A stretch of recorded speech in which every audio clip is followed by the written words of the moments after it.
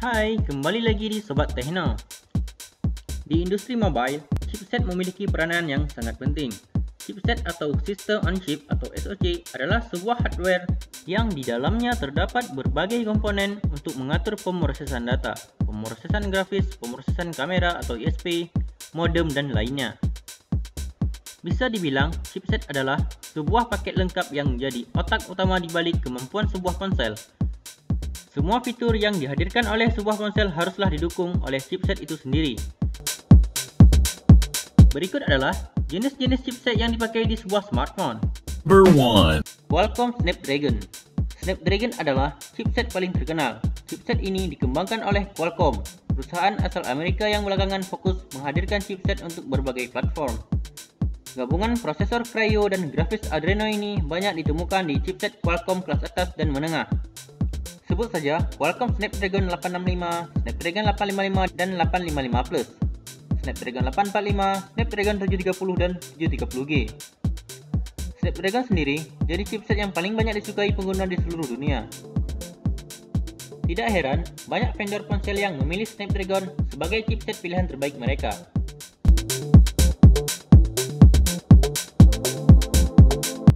Number 2. Apple A Fusion atau Apple A Bionic. Apple mengembangkan chipset mereka dengan nama yang mudah, yakni seri A, yang kemudian diikuti huruf seperti A7, A8, A9, dan seterusnya. Sejak seri A10, Apple menambahkan nama tambahan di belakang seri chipset besutan mereka. Misalnya, A10 memiliki nama resmi Apple A10 Fusion. Selanjutnya ada A11 dengan nama A11 Bionic. Nama Bionic dipertahankan saat Apple mengeluarkan chipset generasi penerusnya, yakni A12 Bionic. Apple A12 Bionic inilah yang jadi otak alias chipset yang ada di seri Apple iPhone XS, XS Max, dan XR. Kemudian, Apple menghadirkan Apple A13 Bionic yang jadi otak dari iPhone 11, iPhone 11 Pro, dan iPhone 11 Pro Max. Chipset yang dikembangkan oleh Apple ini juga hadir eksklusif untuk perangkat Apple. Number 3. MediaTek. MediaTek termasuk salah satu produsen chipset yang cukup besar. Perusahaan asal Taiwan ini konsisten menghadirkan chipset dengan fitur tinggi, tetapi dengan harga yang terjangkau. Pada awalnya, MediaTek dikenal sebagai produsen chipset yang kurang begitu baik. Banyak yang menganggap ponsel dengan chipset dari MediaTek seringkali cepat panas dan performanya kurang kencang. MediaTek pun berbenah dan menghadirkan beberapa chipset yang bagus, seperti Helio G90T dan Dimensity 1000 di kelas menengah dan kelas harga murah. Beberapa vendor ponsel lokal juga banyak yang memakai MediaTek sebagai chipset mereka karena ongkos produksinya yang lebih murah. MediaTek memiliki prosesor dengan nama Cortex tetapi untuk GPU. Kadang memakai Mali, kadang juga memakai PowerVR. Number 4. Samsung Exynos. Selain dikenal sebagai produsen ponsel ternama, Samsung juga dikenal sebagai produsen chipset.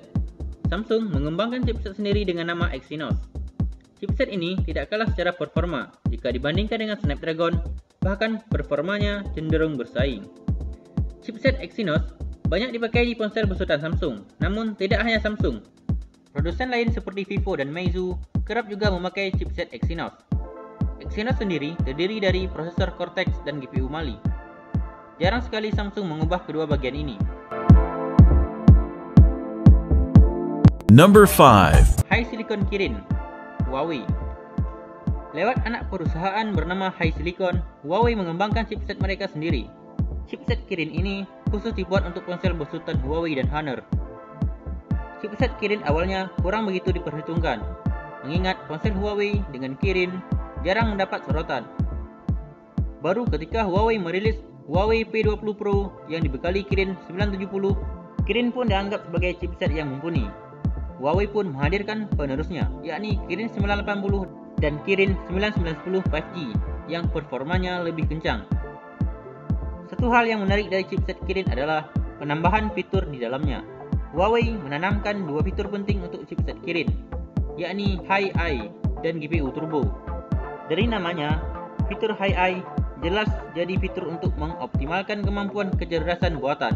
GPU Turbo sendiri adalah fitur di chipset Kirin yang berfungsi untuk meningkatkan kemampuan chipset dalam menjalankan game populer.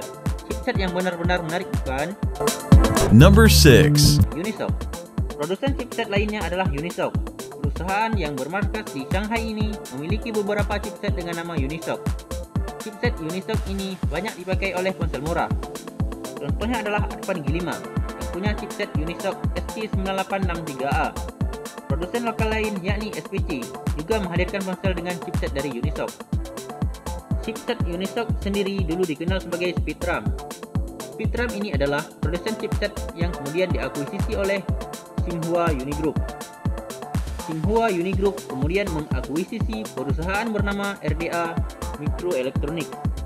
Tahun 2018, Spektrum dan RDA Microelectronics bergabung dan melakukan rebranding dengan nama Unisoc.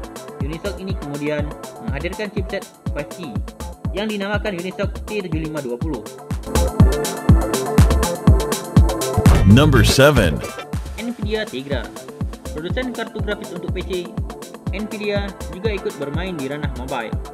Nvidia Tegra ini dihadirkan sebagai chipset untuk perangkat mobile yang fokus pada gaming. Sayangnya, Nvidia tampaknya kurang fokus di industri mobile.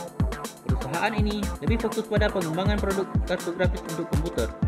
Hal ini tentu berpengaruh pada Nvidia Tegra yang jarang dilirik oleh produsen ponsel atau produsen tablet.